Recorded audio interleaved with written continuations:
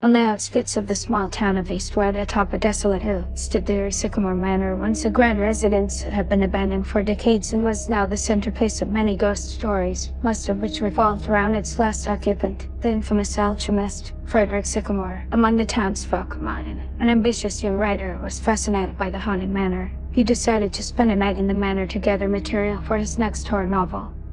As he stepped into the manor, the air turned unnaturally cold, and a sense of dread enveloped him. He explored room after room, taking notes and occasionally jumping out the distant sound of creaking floorboards or the whispering wind. As night fell, he settled into the old study. The room was a time capsule filled with dusty books, alchemical tools, and a large portrait of Frederick Sycamore that seemed to watch him with an unnerving gaze. Suddenly, he heard a soft, echoing thud from the floor above. Following the sound, he ascended the creaking staircase. The maze led him to a room filled with bizarre alchemical apparatus, presumably Sycamore's laboratory. He heard the thud again, louder this time, and noticed a large trunk in the corner of the room. The thud seemed to be emanating from it. Following his fear, he approached the trunk and opened it. To his terror, he found a skeletal hand reaching out to him.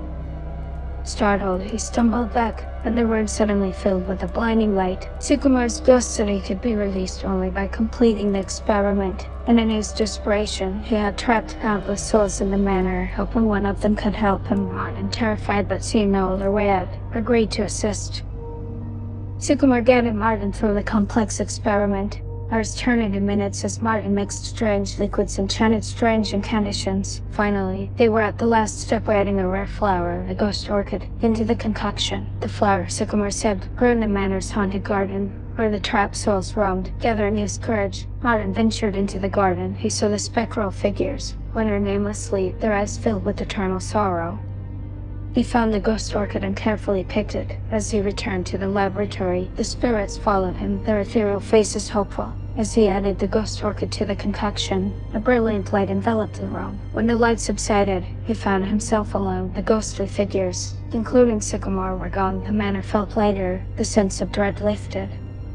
Martin returned to Eastwood as dawn broke. He shared his supernatural experience, and the townsfolk were relieved. The shadows of Sycamore Manor remained a chilling tale, but no longer a haunting presence. Martin went on to write a best-selling novel about his night in Sycamore Manor. However, he never ventured into haunted places again, respecting the unseen boundaries between the living and the dead, a lesson he learned on that frightful night in Sycamore.